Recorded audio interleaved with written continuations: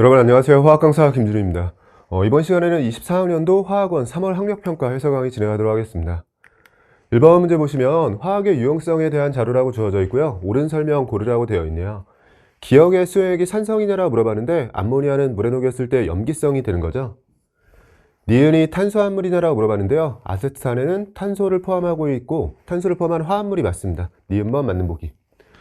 디귿과 물의 반응이 발열 반응이냐라고 물어봤는데 지금 제시된 자료들 중에서는 음식물을 데울 수 있다는 표현이 있네요. 온도가 높아지는 거고요. 온도가 올라가는 건 발열 반응의 특징에 해당하는 거죠. 니은과 디귿이 맞는 보기고 답 4번으로 내주시면 돼요. 이번은 화합물 AB2, CB2를 화학결합 모형으로 나타냈다라고 되어 있고요. 전기음성도 조건을 제시하고 있네요. C가 B보다 크다라는 조건을 줬습니다. AB2라고 되어 있는데 빠르게 대응이 돼야 돼요. 마그네슘이 있고 양쪽에는 염화이온이 있는 거네요. MgCl2에 해당하는 거고요. B는 염소로 나왔고 가운데 산소가 들어있는 거죠. 지금 두 번째 껍질까지 가지면서 결합을 두 개 하고 있는 2주기 16쪽의 산소가 중앙에 있습니다. OCl2 형태네요. A와 B가 같은 주기 원소냐라고 물어봤는데 마그네슘과 염소는 같은 3주기 원소에 해당하는 거고요. AC가 고체 상태에서 전기 전도성이 있냐? MgO에 해당하는 거고요. 이온결합 물질이네요. 이온결합 물질은 고체 상태에선 전기 전도성이 없고 액체나 수액 상태에서 전기 전도성이 있습니다. 니은은 틀린 보기. CB2에서 C가 부분적인 음전할띠냐라고 물어봤는데 산소와 염소에 대해서 전기 음성도 비교를 하는 건데요. 위쪽에 C가 크다라고 조건을 줬죠. 근데 사실 저 조건이 없어도 산소는 전체 원자들 중에서 전기 음성도 2등이에요. 플로린을 제외하고는 누구랑 만나도 부분적인 음전할띠는 게 맞습니다. 디귿번 맞는 보기가 됐고요. 기억과 디귿이 맞는 보기죠. 답 3번으로 내주시면 돼요. 3번은 마이너스 70도씨에서 밀폐된 진공 용기에 드라이아이스, CO2 고체를 넣은 후에 기체의 양에 대한 자료라고 주어져 있네요. ET일 때를 기준으로 동적 표형 상태에 도달했다라고 주어져 있습니다. ET에서 동적 표형에 도달한 거니까 여긴 주지 않았어도 유지가 되고 있었을 테고요. 처음에 밀폐된 진공 용기에 고체만 넣었기 때문에 겉으로 봤을 때는 고체는 줄고 기체는 늘어나다가 동적 표형 상태에 도달한 거죠. 그래서 ET에 도달하기 전까지는 기체의 양이 늘어나고 있어야 됩니다. 이에 대한 설명으로 옳은 것 보기에서 있는 대로 고르라고 되어 있고요. 고체가 기체로 되는 반응은 가역 반응이다. 그렇겠죠. 가역 반응의 특징으로 동적 표형 상태에 도달하게 됩니다. A와 B 사이의 관계는 B 쪽이 커야 돼요. 니은 틀린 보기가 됐고요. 3T일 때의 속도를 비교하라고 되어 있는데 2T부터는 동적 표형 상태인 거니까 양 방향으로 속도가 동일해야 됩니다. 1에 해당하는 거고 디귿도 틀린 보기가 됐네요. 기억번만 맞는 보기고요. 답 1번으로 내주시면 돼요. 4번은 수소와 2주기 원소 XY로 구성된 분자 가하나의 구조식이라고 되어 있어요. 2주기 조건을 줬고 옥텐 만족 조건도 제시하고 있습니다. 2주기의 옥텐 만족 조건 워낙에 자주 나오는 거죠. CnOF 중에 골라야 되고요. 이렇게 결합을 2개 하고 있는 건 산소에 해당하는 거고 결합을 4개 하고 있는 게 탄소죠. 탄소가 들어가고 이 자리는 산소에 해당합니다. 가하나에 모두 무극성 공유결합이 있냐라고 물어봤는데 같은 원소 간의 결합을 의미하고 있는 거죠. 가에도 있고 나에도 있습니다.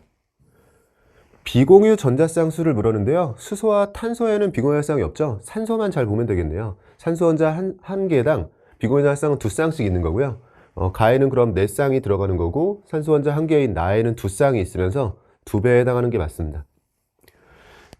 디귿번 가의 분자 모양이 직선형이냐라고 물어봤는데 지금 그림을 보고 판단하면 안 되죠. 산소에 비공유 전자쌍이 존재하고 있는 거고요. 수소, 산소, 산소의 배열이 이미 여기에서 구분형이기 때문에 직선형이 아닙니다. 기억과 니은이 맞는 보기가 됐고 답 3번으로 내주시면 돼요. 5번 문제 보시면 산화하는 반응의 화학 반응식이라고 주어져 있어요. 옳은 설명만 고르라고 되어 있는데 개수가 이미 맞춰져 있네요. 1페이지니까 묻는 것들만 정리해 볼게요. I의 산화수가 감소하냐라고 물어봤는데 마이너스 1에서 시작해서 0이 되면서 산화수가 증가했죠. 기억 틀린 보기가 됩니다. N값이 3이냐라고 물어봤는데요. 지금은 개수가 맞춰진 상태에서 전화균형이 편하네요. 반응물 쪽에 플러스 2가 있고 생성물 쪽도 플러스 2가 되려면 N자리에 2가 들어가야 됩니다. 3이 아니라 2가 되고 실전이었다면 그냥 디귿번 맞는 보기로 넘어가겠죠. MnO2가 산화제냐라고 물어봤는데요. 본인이 환원했는지를 보면 돼요. 그래서 MnO2는 플러스 4에서 시작해서 여기에 플러스 2가 되면서 산화수가 감소하면서 환원했고 남을 산화시킨 산화제가 맞습니다. 시간 여유가 된다면 항상 산화하는 반응은 전자의 이동, 원자의 종류와 개수, 전화균형 셋 중에서 마지막까지 안 쓴 건 검산용으로 활용해주면 되죠. 지금은 전자 이동 정도로 검사를 했을 때는 망간을 통해서 산화수가 2 감소하면서 그런 망간이 하나이기 때문에 이전자 반응이라는 걸 알게 돼요. 아이오딘이 1 차이 나고 그런 게 2개이기 때문에 산화 쪽과 환원 쪽에서 모두 이전자 반응인 걸 확인하면 확신을 가지고 문제를 풀 수 있겠죠. 디귿번만 맞는 보기였고요. 답 2번으로 내주시면 됩니다. 6번 문제 보시면 반응 가와나의 화학 반응식이라고 주어져 있고 옳은 것 고르라고 되어 있습니다. 아래쪽에 화학 식량에 대해서 84, 58이라고 주어져 있고요. 나트륨의 경우에는 하나가 여기에 있고요. 기억 빈칸부터 채울게요. 수소 2개가 기억 자리에 들어가야 되고 탄소는 뒤로 빠졌고 산소 3개 중에서 2개만 있으니까 하나가 여기에 들어가야 됩니다. 염소는 잘 들어갔으니까요. H2O에 해당하고 아래쪽 나반응은 지금 염기와 산 사이에 중화반응인 거니까요. 조금 더 확신을 가지고 쓸 수 있겠네요. 개수를 맞춰보면 지금 1과 1로 들어간 상태고 염소가 2개니까 2가 붙고 산소나 수소를 통해서 맞춰주면 되겠죠. 산소가 2개인 거니까 2가 붙은 상태에서 수소로 검산해줘도 괜찮을 것 같습니다. 동그라미 기억은 H2O에 해당하는 게 맞고요. A와 B는 2로 같은 게 맞습니다. 디귿번은 비교하라고 되어 있는데 가에서 HCl 1몰과 반응하는 NaHCO3 같은 몰수에 대해서 MgOH2 둘의 질량을 비교하라고 되어 있네요. 1몰에 초점을 맞추기보다 그냥 같은 몰수로 맞춰주면 되겠죠. 어차피 비율 관계인 거니까요. 같은 몰수로 맞춘다라고 했을 때는 HCl의 개수를 2로 맞췄을 때 NaHCO3 즉 분자 쪽이 몰수로는 2배인 거고요. 분자 쪽이 몰수로 2배인데 질량으로 넘어가려면 화학식량을 곱해줘야 되잖아요. 근데 몰수로는 2배가 되고 화학식량은 분자에 있는 NaHCO3가 큰 거니까요. 분자가 2배보다 커지는 게 맞습니다. 이런 분수 형태에 대해서 비율 관계를 물었을 때는 분자를 주어로 해서 몇 배인가를 보는 거죠. 지금 질량에 영향을 주는 게 몰수와 화학식량에 해당하는 거고요. 지금 몰수로 2배인 건 맞지만 화학식량이 또 큰 상황이기 때문에 전체적으로는 2배보다 크다. 디귿번 맞는 보기가 됐네요. 기억, 니은, 디귿 전체가 맞는 보기고 답 5번으로 내주시면 됩니다. 1페이지는 역시나 예상대로 간단하게 출제가 됐고요. 여기까지 해서 1페이지 간단히 정리해봤고 좀 쉬었다가 이어서 2페이지 정리해보도록 하겠습니다. 여러분 이어서 2페이지 문제들 풀어보도록 할게요. 7번은 2, 3주기 바닥상태 조건이 먼저 주어져 있고요. S전자와 P전자에 대한 비율관계가 주어져 있네요. 워낙에 자주 등장하는 자료죠. S전자와 P전자에 대한 비율관계는 1번부터 20번 사이에서 두 종류를 암기하고 있는 거죠. 1에 대해서 산소와 마그네슘, OMg를 기억하는 거고요. 1점으로 같은 값을 갖는 경우가 네피카, 네온과 인과 칼슘이 있습니다. 이렇게 두 종류에 대해서 기억을 하고 있는 건 이렇게 1과 1.5를 제외하고 나머지 숫자들에 대해서는 원소들과 다 1대1 대응이죠. 그래서 X와 Z의 경우엔 경우의 수가 생겨도요. Y에 대해서는 하나로 대응이 될 테고 Z에 대해서는 사실 네온인 칼슘을 기억하고 있긴 한데 지금 2, 3주기 조건이 주어져 있기 때문에 칼슘 제외하고 생각하면 X나 Z도 둘 중에 하나 대응을 하는 겁니다. 어디에서 시작했어도 A 구하면서 편하게 풀리는 문제였고요. 우리는 복습 차원에서 같이 한번 전체를 정리해 볼게요.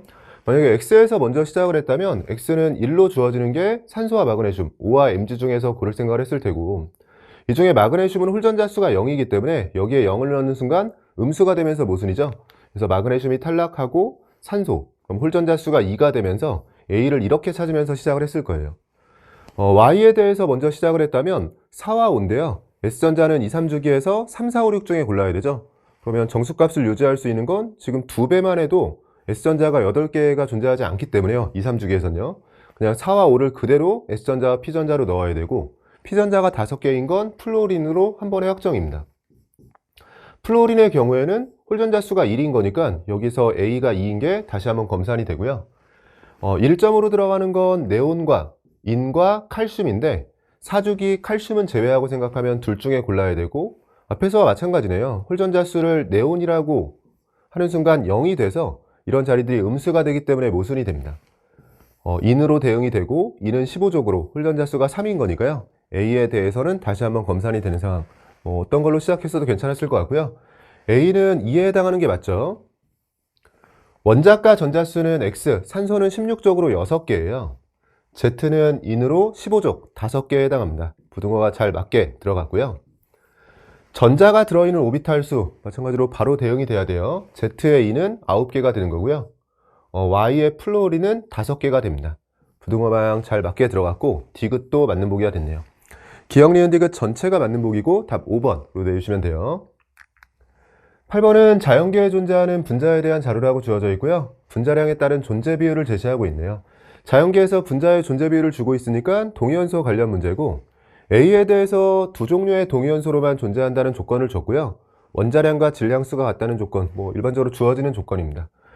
처음에 분자식이 상당히 복잡해서 좀 걱정을 했는데, 탄소와 수소는 질량수만 준 거지 어차피 한 종류로 존재하기 때문에 이렇게 분자량의 차이가 생긴 건 전부 다 A 때문인 거네요.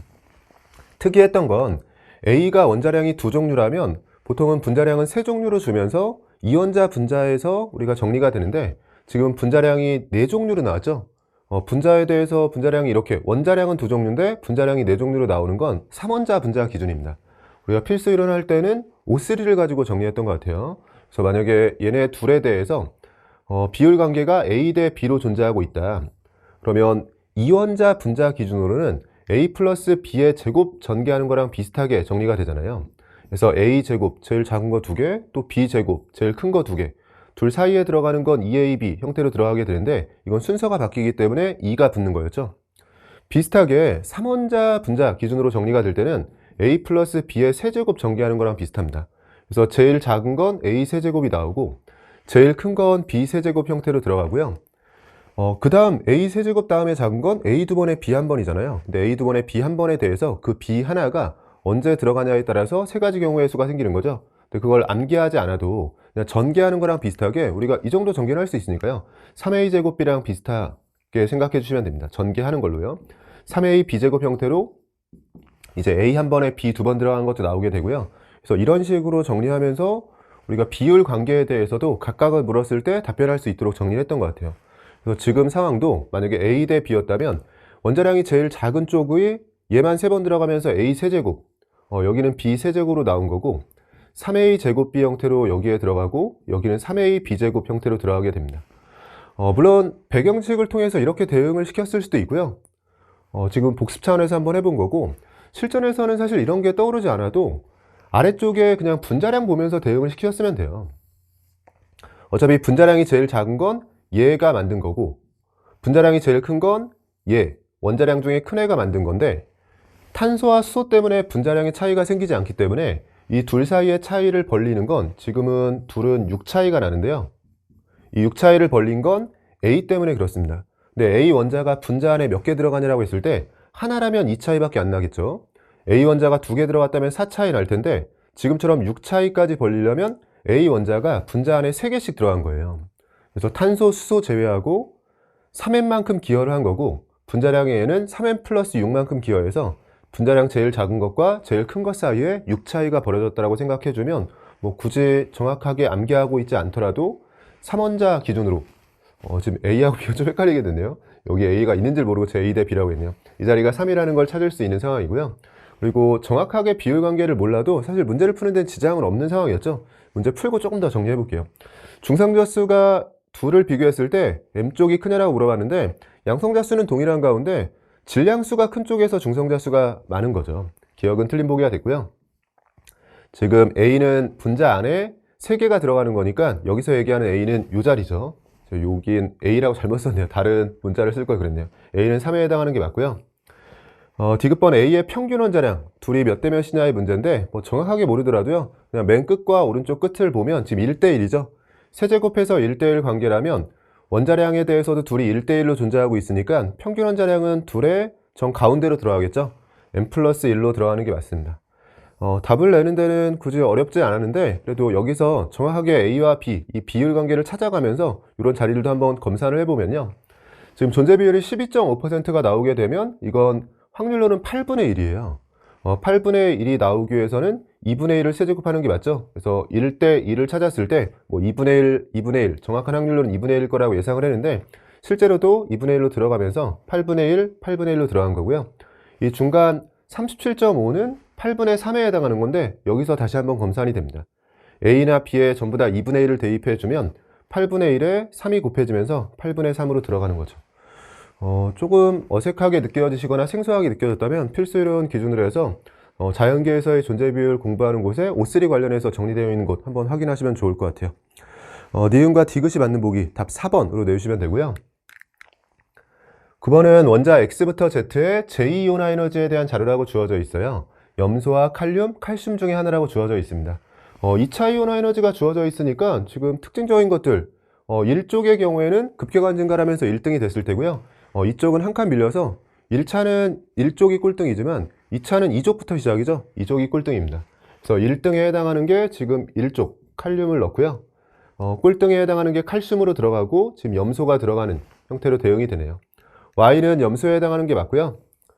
2, 3차 이온화 에너지의 비율 관계는 원자가 전자가 2개인 2족에서 급격한 증가를 하게 됩니다. 2족에 해당하는 칼슘이 가장 큰 게 맞고, 원자가 전자가 느끼는 유액 전하는 같은 주기에서 오른쪽에 있는 게 큰 거죠. X와 Z를 비교했을 때 사주기에서 비교하면서 같은 주기에서 오른쪽에 있는 X에서가 큰 겁니다. 기억과 니은이 맞는 보기가 됐고요. 답 3번으로 내주시면 돼요. 10번은 원소 X부터 Z로 구성된 분자 가부터 라에 대한 자료라고 주어져 있고요. 특이한 자료가 주어져 있네요. 주사위에 전개도가 주어졌다고 되어 있습니다. X부터 Z를 각각 탄소, 산소, 플로린 중에 하나라고 대응을 시켜야 되는 상황이고요. 모든 원자가 옥텟 규칙을 만족한다라고 주어져 있어요. 보통은 CnOF 중에서 골라야 되니까 조금 더 경우의 수가 많은데 지금 질소가 빠져 있으니까 훨씬 더 편하게 고를 수 있는 상태죠. 구성 원소와 구성 원자수, 중심 원자에 대한 자료가 주어져 있는데 필수를 하면서도 이거 강조를 정말로 많이 했어요. 범위를 좁혀서 생각할 수 있어야 되고, 지금처럼 CnOF의 옥텟 규칙 만족 조건에서 구성 원자 수가 3이라고 했을 때 질소 포함해도 원래 우리는 두 개만 생각하는 거죠. CO2와 OF2를 생각하는데요. 지금은 질소가 빠져 있는 상황이고요. CO2, OF2라고 했을 때 자료가 워낙 많아서 그냥 어디에서 시작해도 대응이 됐겠네요. 만약에 CO2와 OF2 중에 대응을 시키겠다라고 생각했으면 공통으로 들어가는 게 산소인 거잖아요. 그래서 X가 산소라는 게 먼저 나왔겠죠. 어느 쪽이 CO2고 어느 쪽이 OF2인지 몰라도 어쨌든 구성 원소가 두 종류의 3원자 조건이면 CO2와 OF2를 떠올리게 되고 공통인 게 산소다. 근데 이때 중심 원자가 산소인 쪽이 당연히 OF2가 되겠죠. 여기가 OF2, 여기가 CO2로 들어가면서 Z가 탄소가 되고 Y가 플로린이다. 이렇게 대응을 시킬 수도 있고요. 또는 플로린은 어차피 중심 원자에 못 들어가요. 그래서 순서상 어떻게 대응을 시켜도 되냐면 X와 Z가 중심 원자인 거니까 여기 빠져있는 Y가 플로린이다. Y가 플로린하고 들어가는 순간 CO2하고 OF2를 대응시키려고 했는데 플로린이 있는 쪽이 OF2겠죠? 여기가 OF2면 Y가 플로린일 때 X가 산소다. 이렇게 대응을 시켜도 될 것 같습니다. 어떻게 해도 답이 나오고, 얘도 마찬가지죠? 우리가 구성원소가 세 종류의 4원자인 건 COF2밖에 기억을 안 해요. 그래서 얘야 경우의 수가 생기지만 이런 조합은 COF2 정도만, 우리가 CnOF 조합일 때도 COF2인데 지금은 더더욱 그렇겠죠. 그래서 여기에 COF2 형태로 들어가면서 중심 원자가 Z라고 했으니까 Z가 탄소라는 거에서 시작을 했을 수도 있고, 아래쪽은 이제 다 대응이 된 상태면요, Y와 Z면 탄소와 플로린 가지고 대응을 시키는 거니까요, 5개라면 CF4 형태로 들어가게 되는 거죠. 대응이 쭉 되는 상황이고, 가부터 라를 공유분의 비공유 전자쌍수와 같은 수에 눈이 그려진 주사위 면에 대응시켰을 때 서로 마주보는 면에 대응되는 두 분자로 오른 것을 고르라고 되어 있네요. 얘도 지금 OF2는 제가 암기를 부탁드리면서 기본적으로 이렇게 서로 다른 두 종류 이상의 원소로 구성되어 있는 화합물에서요, 그러니까 F2 같이 한 종류의 원소로 구성된 거 말고 이렇게 두 종류 이상의 원소로 구성되어 있는 화합물에서는 OF2를 최대값처럼 기억하라고 했잖아요. 그래서 4를 최대값처럼 기억하면서 사실은 6이나 5 같은 것들은 얘네들하고 대응이 될 수가 없는 상황이고요. 그럼 마주보는 거라고 했을 때 어차피 얘네 둘이 마주보는 상황이었어요. 3과 4만 잘 대응을 시키면 되는 상황이었고, 그 중에 OF2가 4였던 거죠. 그래도 공유분의 비공유 대응을 한번 시켜보면요, CO2는 1이 되죠. 4분의 4가 됩니다. COF2는 4분의 8이 되면서 2가 되고, CF4는 4분의 12가 되면서 3이 돼요. 이 정도 속도로 대응을 못 시키는 상황이면 더 연습을 하셔야 돼요. 우리가 3단원에서는 정말로 시간을 많이 아껴야 되고, 공유분의 비공유는 워낙 자주 등장하기 때문에 확실하게 기억을 해야 되고요. 제가 부탁을 드렸던 수준은 OF2에 대해서 최대값으로 4라는 거 정확히 암기해야 되고요. 특히나 정수는 많이 나오기 때문에 1, 2, 3, 4는 암기를 부탁을 드렸었잖아요. 일자리에 대해서는 아주 최소한으로 잡아도 CO2하고 FCN 정도는 기억이 나야 됩니다. 2자리에 대해서는 COF2하고 NOF가 기억이 나야 되고요. 3자리는 중심 원자에 비공유 달성이 없으면서 플로린이랑 붙어있는 CF4, BF3, BF2, HF 정도가 기억이 나면 좋죠. 마찬가지로 필수론에 잘 정리가 되어 있던 내용인데 한번 정도 확인해 보시면 좋을 것 같습니다. 지금 3과 4가 대응이 되면서 마주보고 있는 상황이죠. 가와 라가 마주보고 있는 거고요. 가와 라 보기들 중에서는 답 2번으로 내주시면 돼요. 11번 아세트산 수액 A 100g에 들어있는 아세트산의 질량을 구하기 위한 중화적정 실험이라고 되어 있네요. 중화적정 실험이 2페이지에 출제가 되면서 워낙에 간단하게 출제가 됐죠. 습관이 중요하다고 했어요. 항상 실험 과정과 결과 중에서 아래쪽을 먼저 읽게 됩니다. V가 20이라는 건 특별한 건 없고요. 수액 A 100g에 들어있는 아세트산의 질량을 Xg이라고 제시하고 있네요. 이 자료를 활용해주면 되고요. 분자량은 60이라고 준 상태에서 우리는 X를 구해야 되는 상황이고, 실전이었다면 보기들의 배열을 보면서 숫자로 정확히 구해야 되는구나 확인해주면 되는 상황입니다. 다시 올라와서요. 수액 A 100g의 아세트산의 질량이 Xg이라고 했죠? 그 100g을 줬죠. 그래서 이런 자료들을 보고 읽으면 그냥 처음부터 자료 정리를 하면 되는데, 마지막에 읽으면 좀 귀찮아지는 거죠. 어쨌든 위에서 A 100g으로 시작하는데 이미 밑에서 100g당 아세트산이 Xg이라는 걸 찾았으니까요. 그럼 아세트산에 Xg이 있었던 거고, Xg 기준으로 500ml 수액을 만들었는데 그 중에 50분의 1만 가지고 실험을 하는 거죠. 한 번에 식정리를 해볼게요. Xg이자 우린 밀리그램 단위 쓰는 거니까요. 1000x 밀리그램이에요. 아세트산이 1000x 밀리그램, 이걸 60으로 나누면 밀리몰인데 이 중에 사용한 비율은 50분의 1만 사용을 했죠. 페놀프탈레인 떨어뜨리는 순간 적정이 시작된 거니까 이 적정에 사용한 아세트산의 밀리몰 단위 몰수가 중화점까지 들어간 NaOH 또는 KOH의 밀리몰 단위의 몰수와 같다라고 쓰는 게 기본입니다.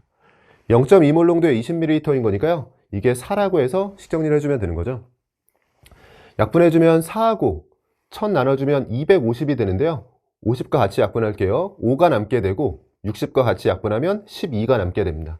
여기서 X는 하고 정리해주면 12로 정리가 되죠. 문제에선 X만 물었으니까요. 12. 보기들 중에선 4번으로 내주시면 되고, 중화적정은 뭐 워낙에 3페이지 후반부나 4페이지에도 출제가 되면서 연습을 할 때는 훨씬 더 까다롭게 연습을 했기 때문에 1, 2페이지에 출제되는 상황이라면 편하게 풀 수 있는 문제가 나왔을 거라고 예상하고 간단하게 접근해 주시면 됩니다. 마찬가지로 1페이지에 이어서 2페이지도 크게 특별한 문제는 없었던 것 같아요. 2페이지까지 풀어봤고요. 잠시 쉬었다가 이어서 3페이지 풀어보도록 하겠습니다. 여러분, 이어서 3페이지 문제들 풀어보도록 할게요. 12번 문제 보시면 T도시에서 수액 가부터 다에 대한 자료라고 주어져 있고요. 용질이 X 그리고 Y로 주어져 있고 둘은 같은 상황이네요. 용질의 질량에 대한 정보, 정확히 비율 관계가 주어져 있고요. 부피와 몰농도에 대한 자료가 주어져 있습니다. 몰농도의 경우엔 부피와 이렇게 함께 주어지면 둘을 곱해서 몰수에 대한 정보로 바꿔서 풀이하라는 거고요. XY에 대한 분자량의 비율 그리고 V와 A에 대한 정보를 묻고 있네요. 분자량에 대한 비율은 여기서 바로 나오는 게 지금 몰농도와 부피를 아예 같게 해주면서 같은 몰수라는 조건을 줬죠. 몰수가 같은 상태에서 둘을 비교하면 질량이 3배 차이예요. 같은 몰수에 들어가는 질량이 그대로 분자량 B가 되기 때문에 X와 Y는 Y 쪽에서 분자량이 3배인 겁니다. 여기는 정리가 된 거고요. V와 A에 대해서 물었는데 이 나와 다를 정리하면 되겠죠. 지금 나와 다에서 용질의 질량이 여기선 또 2배가 되는 거고, 용질의 질량이 2배다. 근데 같은 물질이기 때문에 용질의 몰수가 2배라는 거고요. 용질의 몰수가 2배라는 건 우리가 몰농도와 부피를 곱해서 나온 이 몰수 값이 2배가 된다는 거예요. 여기선 0.25A가 되고 여기선 0.1V가 되는데 이거 2배 주면 얘가 된다는 거죠. V와 A는 함께 구하라고 조건을 준 거군요. 0.5가 되고 0.1이 되는데요. V와 A에 대해서 V분의 A를 물었으니까요. V를 넘겨주게 되면 V분의 A는 하고 정리했을 때 0.5분의 0.1, 즉 5분의 1로 정리가 됩니다. V분의 A는 5분의 1이 되고요. 앞쪽에 3이 있었으니까 둘을 곱해주면 5분의 3으로 정리가 되죠. 보기들 중에서는 답 5번으로 내주시면 돼요. 13번 문제 보시면 바닥 상태 질소 원자 조건이 제시되어 있고요. 전자가 들어있는 오비탈 가부터 라에 대한 자료라고 주어져 있습니다. 질소 원자는 바닥 상태에서 1s, 2s 그리고 2p 3개에 전부 다 전자가 들어있죠. 어쨌든 1s, 2s, 2p 중에서 골라야 되는 상황이고요. n 플러스 l 값을 제시하고 있네요. 워낙에 많이 풀이한 자료죠. 1과 2에 대해서는 1s, 2s로 확정이고요. 3부터는 경우의 수가 생기긴 하는데 지금 3에 대해서는 원래 2p와 3s잖아요. 근데 지금 질소 원자에서 전자가 들어있는 오비탈이어야 되기 때문에 3도 2p로 확정입니다. 가의 경우엔 자동으로 1s가 되는 거고, 나의 경우에 그리고 다의 경우에는 2p에 대한 거고요. 2p에 대해서 2개 이상 주어지는 상황인 건 지금 자기 항자수를 바꿔가면서 정리해 보라는 거죠. 아래쪽 자료를 통해서 정리하면 될 것 같아요. 이 자리엔 없어도 우리가 확인이 되는 상황이죠. 오히려 검산 차원에서 S오비탈은 L과 ML이 0인 거니까 1분의 1로 1이 된 거고요.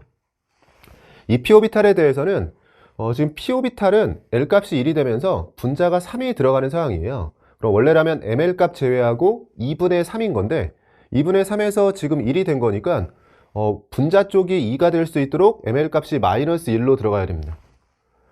x에 대해서는 마찬가지로 2분의 3을 기본으로 하고 이제 ml값에 뭐가 들어갈 거냐의 문제죠. 0 또는 플러스 1인데 만약에 0이 들어갔다면 2분의 3이 되는 거고요. 1이 들어갔다면 2분의 4로 2가 되는 건데 x가 여기에도 있다는 걸 통해서 둘은 지금 정수로 들어가야 되는 상황이 된 거네요. n 플러스 l 값이 2분의 3으로 들어갈 수는 없으니까요. 이런 상황이라면 이 p 자리에 ml 값이 플러스 1로 들어가면서 이 자리가 2로 들어가는 상황이고 이 정도는 머릿속으로 하시는 게 좋은 거죠. 지금 그러니까 l 값이 둘 다 p 오비탈인 거니까요. 1을 대입한 상태에서 2p라면 2분의 3을 기준으로 하고 거기에 ml 값이 들어가는 상황에서 바꿔주시면 됩니다. 2분의 3을 기준으로 지금 1이 되려면 분자 쪽에 마이너스 1, 그게 ml 값이고요.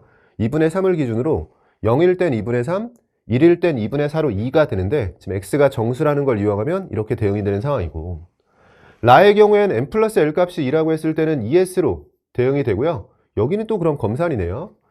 ES로 대응이 된 상태에서 n 값은 2고요. L과 ml 값에 0을 대입하면 2분의 1이 되는 거니까요. 뭐 이런 자리나 이런 자리는 잘 풀고 있다라는 확신을 줄 수 있는 뭐 검산 형태의 자료로 활용할 수가 있습니다. X자리는 2가 된 게 맞고요. ml 값은 가와 다가 같냐라고 물어봤는데 가에선 s오비탈로 0이고 다에서는 플러스 1이기 때문에 같지 않습니다. 에너지 준위 나와 라가 같냐라고 물어봤는데요. 이 p와 es 조심해야죠. 우리가 수원자에서 많이 풀 때는 n 값에만 의존하기 때문에 같다라고 해주시면 되는데요. 처음부터 표시하고 들어왔어야 돼요. 질소원자에 대한 내용이었고 다전자 원자에서는 ES보다 이 p가 에너지 준위가 높은 겁니다. 나와 라가 같지 않죠. 기억번만 맞는 보기가 됐고 답 1번으로 내주시면 돼요. 14번은 원자 번호가 연속인 2, 3주기 바닥상태 원자 A부터 E의 전자 배치에서 전자가 2개 들어있는 오비탈 수와 홀전자 수의 차를 원자 번호에 따라 나타낸 것이라고 되어 있어요. 원자 번호가 연속이기도 한데 보통은 순서 없이 나타냈다 이런 경우가 많은데요. 원자 번호를 연속해서 주고 있으니까 조금 더 편하게 접근할 수 있는 상황이고요.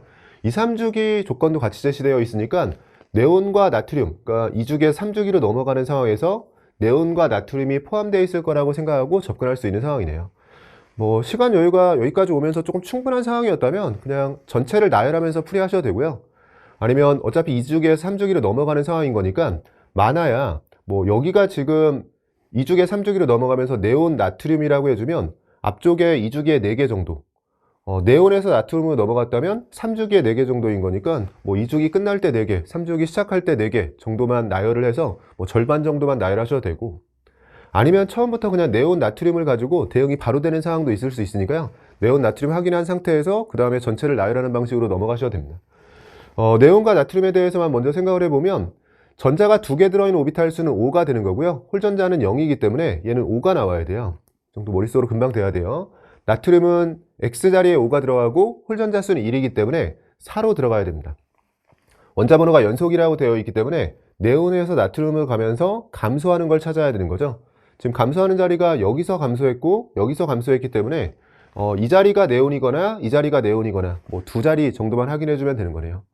사실은 조금 더 센스 있는 풀이는 아래쪽까지 눈이 같다라고 했을 때는 네온의 전자 배치를 갖는 이온의 반지름 A와 D에 대해서 묻고 있는데 네온의 전자 배치를 갖는 이온에서 묻고 있기 때문에 지금 A나 D는 네온이 들어가면 안 되죠. 우리는 B나 D에 네온을 넣고 싶었는데 D가 네온이 아니니까 그냥 B를 네온이라고 하셔도 되고요. 이 아래쪽까지 볼 여유가 없는 상태에서 그냥 대응을 시킬 때는 여기가 네온이냐 여기가 네온이냐의 문제에서 그냥 여기를 네온이라고 했으면 여긴 나트륨이 되는 거고 지금 같은 값을 주는 여기만 검사를 해주면 되겠죠. 네온에서 시작해서 플루오린 산소 정도예요. 산소에 대해서 잠깐 생각을 해보면 산소에 대해서는 전자가 2개 들어있는 오비탈 수가 3이 되는 거고 홀전자 수는 2인 거니까 산소가 들어간다면 1로 들어가야 됩니다. 나트륨에 대해 4인 건데 산소는 1인 거니까 같은 값이 아니죠. 탈락이 되면서 그러면 D자리가 네온이 아니라 B자리가 네온이라는 걸 찾게 되는 거고요. 어차피 둘밖에 없었으니까 감소하는 게요. 네온 나트륨으로 들어가면서 마그네슘, 알루미늄이 되고 이 자리는 플루오린이 되는 거네요. 여기서 검사할 시간이 됐다면 알루미늄으로 검사를 하겠죠. 알루미늄에 대해서 생각을 해보면 알루미늄은 전자가 2개 들어있는 오비탈 수가 6개고요. 홀전자 수는 하나인 거니까 601로 5가 돼요. 네온과 알루미늄에 대해서 이렇게 O로 동일한 값을 갖는 걸 통해서 대응이 되는 상황이고, 제가 수업 중에 자주 얘기하듯이 근데 이런 상황에서는 그냥 쭉 나열을 해도 됩니다. 심지어 그냥 2주기 전체, 3주기 전체를 나열한 상태에서 둘을 빼고 이런 모양을 갖는 걸 어차피 2주기, 3주기로 넘어가는 근처에 있을 테니까요. 그 근처에서 찾는다라고 했을 때는 긴장된 상황에서는 그냥 나열하는 풀이가 절대로 안 좋은 풀이가 아니라고 했어요. 그래서 쭉 나열해서 푸셔도 되고, 어차피 네온 나트륨 근처에서 뭔가 벌어질 거다, 네온 나트륨은 꼭 포함이 돼야 된다, 뭐 이런 조건을 가지고 조금 더 효율적으로 대응을 시킬 수도 있고, 편한 방식으로 접근하셨으면 됩니다. 다 괜찮아요. 어쨌든 대응이 된 상태에서 물어보는 것들을 정리해보면, B의 홀전자 수는, 네온은 홀전자 수가 0이죠. 기억 틀린 보기가 되고요.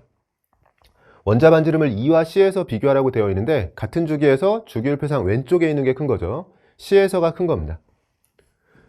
네온의 전자 배치를 갖는 이온 반지름, 여기선 검산이 되겠네요. A와 D에 대한 건데요. 이게 맞는 보기여야 되죠.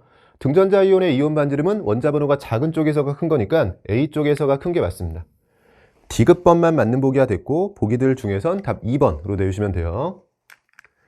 15번 문제 보시면 금속이온 A이온에 대해서 6N몰이 들어있는 수액에 금속 B와 C를 차례로 넣는 과정이라고 되어 있어요. 그림에 대한 설명이니까 넘기고요. 반응을 완결시켰을 때 수액 가와 나에 들어있는 양이온에 대한 자료라고 주어져 있고, M과 N이 3 이하의 자연수란 조건만 확인하고 들어가주면 되겠네요. 항상 금속을 넣는 건지 아니면 이온이 포함된 수액을 넣는 건지를 확인해야 되고요. 이렇게 금속을 넣는 상황이 훨씬 더 간단한 상황이죠. 중성에 금속을 넣고 있기 때문에 양전하의 총합이 유지된다는 측면에서 접근해주면 됩니다. 지금은 가로 넘어가면서 Bm 플러스만 9N이 있어요. 그러면 6M과 9N이 같다라고 해서 M과 N에 대해서 3대2 비율 관계를 찾아도 되고요. 아니면 이온수가 2대 3이면 평균 전하량은 3대 2가 된다. 근데 한 종류밖에 없으니까 그냥 M이 3, N이 2의 비율을 가져야 된다. 뭐 이렇게 접근해도 됩니다. 그러니까 식을 직접 쓰셔도 되고, 6M은 9N이라고요. 그래서 여기서 비율 관계를 찾아도 되고, 6과 9를 보면서 이온수하고 전체 전하량이 동일할 때 평균 전하량은 반비례한 게 있는 거잖아요. 이온수가 2대 3이라면 평균 전하량은 3대 2가 되는데 한 종류밖에 없으니까 그냥 M과 N이 3대 2다. 뭐 이런 식으로 접근해도 되죠. M과 N에 대해서는 3 이하 자연수 조건이 주어져 있으니까요. 바로 찾은 거죠. 이 자리 3가가 되는 거고, 이 자리 2가가 되면서 전체 전하량이 그럼 플러스 18N이라는 것도 찾게 되는 거고요. 이 플러스 18N이 여기까지 유지가 되면서 N은 2가라고 찾았으니까 여기를 찾는 건 뭐 여러 가지 다양한 방식이 있죠. 그냥 아주 정석적인 건 2를 더해서 12, 그리고 뭐 B하고 C라고 해주면요. B 플러스 C가 12이면서 전하량은 2B 플러스 C가 18이 되는 걸 연립해서 찾으셔도 되고요. 아니면 평균 전하량의 개념으로 12개로 18이 나오려면 평균적으로 1.5죠. 1.5가 나오려면 2와 1 사이의 반반인 거니까 6과 6이라고 찾으셔도 되고, 제가 가장 추천하는 건 1, 2가만 있을 때는요. 우리가 중화반응에서 배운 걸 활용하는 게 제일 좋죠. 1, 2가만 있는 상태에서 중화반응을 통해서 양적 관계의 상황에 대해서 우리가 연립방 정식을 쓰지 않고 전하균형을 맞추는 방식에 대해서 연습을 많이 했잖아요. 1, 2가 상황에선 전체 전하가 18인데 이온 개수가 12개밖에 안 된다? 그럼 그 차이에 해당하는 게 이가 이온수였죠. 그래서 18을 만족해야 되는데 지금 12개밖에 없으니까 6개에 해당하는 이 차이가 이가 이온수라고 해서 이 자리를 6N으로 찾아줘도 됩니다. 여기가 6N이 되고 여기가 6N이 되고요. 뭐 어떻게 구했든 한 번 정도 검산을 하면서 플러스 12와 플러스 6을 더해서 플러스 18이 되는 게 맞습니다. 편한 방식을 찾아주시고, 제가 추천하는 건 기본적으로 1, 2가만 있을 때는 중화반응 복습할 겸요. 중화반응에서 우리가 제일 많이 했던 게 전체 전하량에서 이온수 빼주면 이가 이온수였잖아요. 그 방식으로 풀어주는 게 가장 깔끔하고 편한 방식이긴 합니다. 묻는 것들 이제 정리해보면 A이온에 B를 넣으면 A이온이 환원되는 거냐? 그렇죠. B가 산화되고 A는 금속으로 석출되면서 환원하는 상황이 맞습니다. M과 N은 3과 2가 되니까요. 더해서 4가 아니라 5가 되는 거죠. 니은번 틀린 보기가 됐고요. D급번 나에서 B이온과 C이온의 양은 6N으로 같은 거죠. D급 맞는 보기가 됐습니다. 기억과 D급이 맞는 보기고 답 3번으로 내주시면 돼요. 16번 문제 보시면 4가지 분자를 몇 가지 기준에 따라서 분류한 것이라고 되어 있어요. 지금 분자식이 주어져 있는데 이런 문제들 풀 때 만약에 루이스 구조식을 그려야 된다면 아직까지 조금 더 연습이 필요한 겁니다. 머릿속에 그림이 다 들어있는 상태에서 풀렸는지를 확인해 보시고, 이걸 그림을 그려가면서 풀어야 되는 상황이었다면 3단원도 아직도 조금 더 연습이 필요하구나 이렇게 판단하시면 될 것 같아요. 다중결합이 있냐라는 질문에 대해서 FCN, C와 N 사이의 삼중결합 때문에 이쪽으로 온 거고요. BF3나 NF3는 단일결합만 있는 거죠. 생각이 나야 되고, 탄소 C2F2에 대해서는 C와 C 사이에 삼중결합이 들어가는 거죠. 탄소는 4개의 결합을 해야 되는데 양쪽에서 플로린이랑 단일결합하고 있으니까요. 중앙에서 탄소끼리 삼중결합을 하고 있어야 됩니다. 그래서 C2F2가 여기에 들어가야겠죠. 다중결합이 존재하는 거고요. 평면구조냐라는 질문에 대해서 예로 들어갔어요. 지금 BF3는 SN3 기반의 평면삼각형 구조에 해당하는 거고요. NF3는 SN4 기반의 비관활쌍이 들어가면서 삼각불형에 해당합니다. 극성분자냐라는 질문이 가로 적절하냐라고 물어봤는데, 극성분자, 지금 FCN은 선형이 되는 거죠. 탄소 기준으로 SN2 기반 선형이긴 한데 양쪽 원자가 다르기 때문에 극성분자입니다. C2F2의 경우에는 실전에서 이거 그리면 안 돼요, 여러분. 이렇게 구조가 그려지면서 두 탄소가 모두 SN2 기반의 전체가 직선형인 상황이에요. 양쪽 원자가 같고 그 상태에서 대칭성을 갖기 때문에 무극성 분자가 맞습니다. 극성 분자라는 질문에 대해서 예와 아니오로 잘 들어갈 수 있으니까요. 가로 적절한 거고요. 동그라미 기억에 이중결합이 아니라 삼중결합과 단일결합만 있는 거죠. 니은은 틀린 보기가 됩니다. 결합각을 디귿과 니은에서 비교하라고 되어 있는데 분자의 결합각은 SN 비교가 우선이죠. SN이 작을수록 결합각이 큰 거고요. 같은 SN에선 비공유 전자쌍의 개수가 작을수록 결합각이 큰 겁니다. SN3 기반, 여기는 SN4 기반이기 때문에 SN이 작은 니은 쪽에서가 결합각이 큰 거죠. 디귿이 니은보다 크다. 디귿 틀린 보기가 됐고, 정확한 결합각은 120도가 되고요. NF3는 SN4인 거니까 109.5도를 기반으로 비공유 전자쌍 때문에 그것보다도 작아지는 상황이 됩니다. 기억번만 맞는 보기가 됐고 답 1번으로 내주시면 되죠. 3페이지도 간단한 문제들이 주로 나왔던 것 같아요. 여기까지 해서 3페이지까지 풀어봤고요. 4페이지에 네모낭 남아있는데 잠시 쉬었다가 마지막으로 4페이지 풀어보도록 하겠습니다. 여러분, 이어서 4페이지 문제들 풀어보도록 할게요. 17번 문제 보시면 25도씨에서 산성 또는 염기성 수행이라고 되어 있고요. 4페이지부터는 좀 난이도가 높아졌으니까 집중을 좀 해야겠죠. 그리고 항상 말하지만 집중력이 가장 높아야 될 때는 문제를 처음 읽을 때예요. 그러면서 문제풀이에 사용할 수 있는 자료들을 잘 표시해야 되는데, 지금 산성 또는 염기성이라는 것도 중성이 없다는 것도 자료예요. 지금 산성 또는 염기성 수액, 가부터 다에 대한 자료고, 이 중에 산성 수액은 2가지라고 제시하고 있고요. pH에 대해서 가가 다의 3배라는 조건을 제시하고 있습니다. 가와 다에 대해서 조건을 주면서 아래쪽에 pH와 pOH에 대한 상대값, 비율 관계를 줬네요. pH가 3배라는 조건이 있고 pH와 pOH에 대한 비율 관계가 가와 다에서 15배라는 조건이 있으니까 이거 활용해서도 문제가 풀릴 것 같은 상황이고요. 아래쪽에 pH와 pOH 사이의 간격이 주어져 있네요. 항상 이 pH, pOH의 차이는 원래 중성이었다면 둘 다 7이었겠죠. 한쪽이 n 커지면 더해서 14가 되기 위해서 한쪽은 n 작아지는 관계. 그럼 7을 기준으로 벌어졌다면 플러스 마이너스 n만큼 벌어지면서 간격은 2n이 되는 거였어요. 이 pH와 pOH의 차이에 대한 것도 자료 정리하는 것들 많이 연습을 했었죠. 이 pH 관련해서는 자주 나오는 계산들이 있고 계산 방식들을 정리해 줘야지만 효율적인 방식으로 풀이할 수가 있습니다. 지금은 자료가 좀 너무 많은 상태네요. 그러니까 이 pH, pOH를 활용해서도 문제 풀 수 있는데 pH, pOH 차이를 통해서도 또 문제를 풀 수 있죠. 이 두 자리 중에서 적어도 한 자리는 주어지지 않았어야 될 것 같은데 둘 다 주어지는 바람에 어떻게 보면 그냥 과족관 문제가 된 거네요. 이 위쪽 자료를 활용해서도 문제가 풀리고 아래쪽 자료를 활용해서도 문제가 풀릴 만한 상황입니다. 둘 다 그러면 둘 다 풀어가면서요. 복습을 그냥 해볼게요. 만약에 첫 번째 자료를 활용한다라고 생각했으면요. 일단 다에서의 pH를 K라고 둬볼게요. 다의 3배라고 했으니까 그러면 가에서는 pH가 3K가 되죠. 한 번에 식정리를 해주면 pH는 3K가 되고 pOH는 14-3K로 들어가요. 이 비율을 기준으로 해서 이게 1이라고 하시면 안 돼요. 지금 상대값인 거니까 우린 관계를 보는 거죠. 오른쪽으로 오면서 15배 해주면 다에서의 pH를 K, 그러면 pOH는 14-K가 될 텐데 이 식을 통해서 K, pH가 정리가 되면서 답이 나오는 상황입니다. 처음부터 부담이 없었던 게 어차피 조건이 하나 있는 상태에서 미지수는 지금 다와 가의 pH를 3배라는 조건을 주면서 K, 3K로 통일할 수 있었죠. pOH도 더해서 14라는 걸 이용해서 정리가 되기 때문에요. 중간 과정이 복잡해질 수는 있어도 안 풀릴 가능성은 없다라고 생각하면서 처음에 다른 풀이가 보이지 않았으면 그냥 1과 15를 잡고 풀었으면 됩니다. 정리해주면 70-15K가 되고요. 이게 14-K가 되면서 K 넘어오면 14K가 56, 여기서 K가 4라고 나오게 되네요. K의 4가 나오면 그냥 집어넣어서 정리하면, 아까 제가 뭐 이런 조건들이 왜 필요 없다라고 한 거냐면요, 이 y 플러스 4 정도는 K의 4를 집어넣는 순간 이런 식으로 pH, pOH가 나오고, K의 4를 집어넣으면 3배인 거니까 여기는 pH가 12가 되죠. 그럼 둘 사이의 간격이 여기는 6이 되고, 여기는 우리한테 구하라고 해도 된다는 거예요. 여기는 10인 거니까 y와 y 플러스 4라고 주지 않고 얘네 둘이 몇 차이냐 뭐 이런 식으로 거꾸로 물어볼 수도 있습니다. 위쪽에서 시작해서요. 만약에 아래쪽에서 시작한다면 이번엔 이 자리가 필요 없는 자리가 될 거예요. 굳이 1대 15라고 주지 않아도 이 자리가 없어도 문제를 풀 수 있는데, 그러니까 이 자리만 빈칸이면 되겠죠. 나머지는 상대값을 구하기에 하나 정도는 남겨놓고.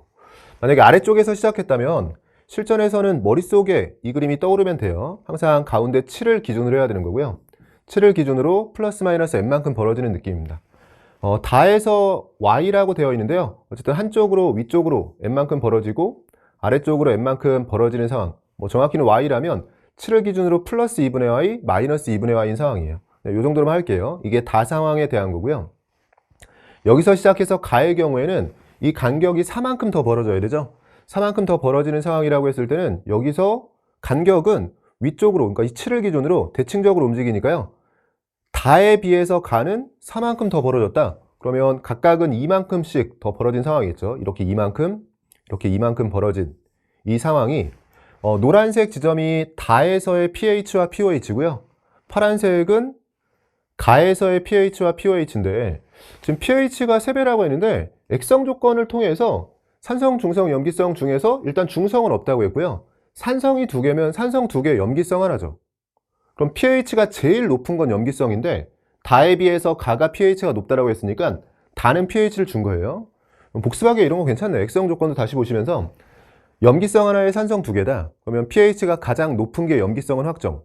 근데 다는 자기보다 더 높은 게 있죠.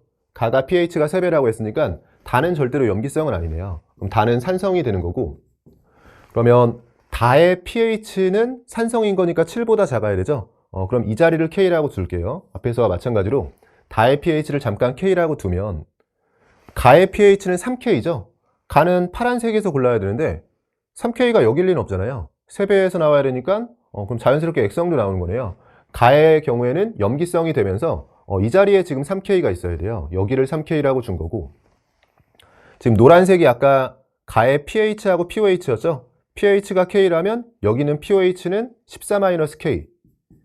이렇게 검사해도 돼요. 지금 저는 더해서 14가 되기 위해서 14-K로 pOH를 구했는데 항상 7을 기준으로 대칭적으로 움직이니까 이 간격이 7-K죠. 7-K를 더해줬다라고 생각해도 되겠네요. 그러면 여기서 답이 나온 거잖아요. 지금 14-K를 기준으로 2를 더해주면 14-K를 기준으로 2를 더해주면 3K다. 4K가 16인 거니까 이렇게 구해도 K가 4라고 나옵니다. 뭐 어떻게 구했어도 관계없다. 지금 이렇게 구해버리면 이제 뭐를 안 쓴 거냐면 이 아래쪽 4 차이 난다는 것만 이용해서 똑같이 이렇게 pH 값들이 나온 거예요. 그럼 여기는 6분의 1이고 여기는 2분의 5인 거니까 6분의 1을 기준으로 15배 해주면 6분의 1 기준으로 15배. 그러면 6분의 15이면서 2분의 5가 되는 거죠. 그러니까 여기가 빈칸이었어도 얘네 둘이 1대 15라는 게 나오니까 이 자리를 빈칸이나 미지수로 두고 구하라고 했어도 구할 수 있는 겁니다. 항상 문제는 맞고 틀리고가 중요한 게 아니라요. 그걸 가지고 다시 복습할 자료로 써야 되니까요. 시험을 보신 상태면 17번 풀이할 때는 처음에 1과 15를 이용해서 아래쪽 y 플러스 4가 없는 가운데 이 자리를 찾는 연습도 해보시고요. 그 다음에 y 플러스 4와 y를 이용해서 위쪽에 1이 없어도 이 자리를 찾는 그런 방식으로 복습해 보시면 좋을 것 같아요. 그러니까 이 둘 중에서 한쪽 전도는 빈칸으로 둬도 문제가 풀리는 상황이었다. 자료 정리해 볼게요. 그럼 산성인 상태에서 얘는 염기성이 된 거고요. 얘가 염기성이면 산성이 2개라고 했으니까 이 자리 산성이 되고, y가 6이었으니까 y 빼기 4는 2로 들어가고요. 간격이 이만큼 벌어졌다는 건 7을 기준으로 플러스 마이너스 1이죠. 6과 8인데 산성인 거니까 pH가 6, pOH가 8인 상태입니다. 상대값인 거니까 주의하면서요. 6분의 1에서 6분의 8, 8배가 된 거죠. 상대값도 8배가 되면서 x자리는 8로 대응을 시킬게요. 나는 산성수액에 해당하는 게 맞고요. x는 8이 됐고 y는 6이 됐습니다. 빼주면 2가 되는 게 맞고요. 디귿은 워낙에 자주 나오는 보기죠. 몰수를 묻고 있고요. 항상 분자를 주어로 몰수에 영향을 주는 몰농도로 몇 배인지 부피로 몇 배인지를 보는 거예요. 몰수를 몰롱도로 몇 배인지, 부피로 몇 배인지. 실전에선 당연히 쓰면 안 되고요. 그냥 머릿속으로 분자, 다를 주어로 해서 몰롱도와 부피를 보는 거고, 특히나 이렇게 H 플러스와 OH-에 대해서 물었을 때는요, 항상 P 스케일로 접근하는 거죠.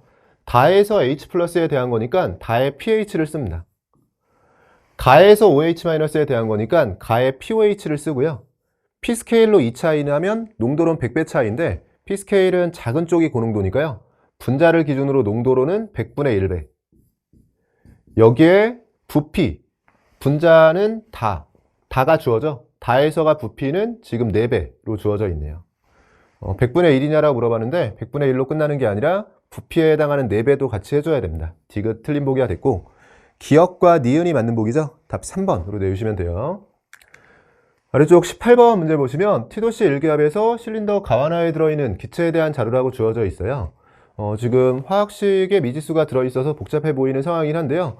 문제는 좀 편하게 준 게 두 종류의 기체가 들어있는데 각각에 대해서 종류를 늘리지 않고 여기에 들어있는 기체가 그대로 들어있는 상태. 특히나 또 한쪽은 통일해줬어요. XA, YC에 대해서 OW로 통일이 됐기 때문에 처음에는 좀 복잡해 보여도 상황 자체는 간단하게 준 거고요. 당연히 부피의 경우에는 분자수에 대한 정보를 준 거고 2배 차이 난다라고 준 겁니다. 그러면 이런 자료들 정리하는 거는 정말로 연습을 많이 했어요. 우리가 기본적으로 비율 관계들이 주어졌을 때 항상 간단한 상대값으로 시작하고요. 상대값들을 스케일 맞춰가는 과정에선 3가지가 중요하다. 값을 맞추거나 합을 맞추거나 차를 맞추는 과정으로 상대값들을 실제값에 맞게 보정하거나 서로 간의 스케일을 맞춰가는 과정이 필요합니다. 같이 연습을 해볼게요, 여러분. 일단 분자수부터 스케일을 맞춰볼게요. 분자수, 각각의 분자수를 결정을 해야 되는데 일단 아래쪽에 XB, YC에 대해서 7W와 21W인 거니까요. 1대3 비율인 거죠. 일단 여기를 저는 상대값으로 쓰면서요. 여기 이 노란색 스케일에 맞춰서, 이 노란색 분자수 스케일에 맞춰서 나머지 자료들을 정리해 보도록 하겠습니다. 얘가 1대3이다. 근데 그때 부피는 2배 차이가 나면서 1대2인 상황인데 지금 위쪽 기체는 동일한 거니까요. 위쪽에 XA, YC는 같은 양 들어있으니까 양쪽에서, 가와 나에서 분자수의 차이는 온전히 아래쪽 기체에서 난 거예요. 근데 아래쪽 기체에서 2 차이 나야 되는데 1, 2라고 써버리면 1밖에 차이가 안 나죠. 차이를 맞춰주면서 스케일 정리할 수 있죠. 우리가 값을 맞춰가면서 하거나 합을 맞춰가면서 하거나 차를 맞춰가면서 하거나. 근데 실질적으로 가장 많이 쓰이는 건 차를 맞추는 방식이 많이 쓰인다고 했어요. 자료 정리할 때는요. 이 차이를 맞추려면 한쪽을 통일한 상태에서 보통 비교하게 되는데 이건 혼합기체 상황에서 한쪽을 통일해 줬기 때문에 문제풀이가 엄청 편해진 상황입니다. 이미 통일이 되어 있으니까 이 아래쪽 기체의 차이를 기준으로 맞춰가면 되거든요. 분자수는 무조건 아래쪽 기체 때문에 생긴 건데 2 차이 난다. 1과 2라고 쓰는 순간 1 차이. 그럼 2 차이 나도록 2배 해주면 분자수는 전체 분자수 2와 4 기준으로 써주면 돼요. 그럼 여기서 2 차이, 여기서 2 차이인 거니까 잘 맞춘 거고요. 그럼 전체 분자수가 2가 되려면 여기에 1 들어가면 되죠. 자료 정리하면서 검산이 되는 게 얘가 분자수 1이라면 여기도 1인데 더해서 4인 게 검산해 준 겁니다. 그럼 일단 분자수 자료는 잘 정리가 된 거고요. 같은 몰수에 들어있는 질량이 나왔으니까 분자량 자료도 정리가 된 거죠. 아래쪽에 물어보는 것들은 지금 A, B에 대한 비율 관계, 그리고 Y와 X의 원자량에 대한 비율 관계인데요. 어차피 비율 관계인 거니까 상대값으로 자료 정리를 조금 더 해볼게요. Y 원자수와 X 원자수에 대한 비율 관계가 가와 나에서 10대 11이라고 줬어요. 분수 형태의 자료가 주어진 상태에서 Y 원자수와 X 원자수에 대한 자료인데 X 원자수는 분자당 X 원자수가 A와 B로 나뉘어지고 있지만 Y 원자수는 모든 분자에서 분자당 Y 원자수가 C로 같죠. 우리가 항상 원자수를 바라볼 때의 머릿속 생각은 분자수 곱하기 분자당 원자수예요. 제가 정말로 필수에선 처음 시작할 때부터 강아지 얘기하면서 뭐 수백 번 얘기했던 것 같아요. 원자수를 볼 때는 항상 전체 분자수를 보고 분자수에 분자당 원자수를 곱하는 건데 지금처럼 분자당 원자수가 Y의 경우엔 다 통일이 되어 있으니까 이 경우에는 그냥 분자수가 그대로 Y 원자수를 결정합니다. 물론 직접 계산을 해봐도요. 지금 Y 원자수가 2C, 여기선 4C가 되는데 그게 우연이 아니라 분자당 Y 원자수가 같으니까 그냥 분자수로 Y 원자수가 결정이 된 거예요.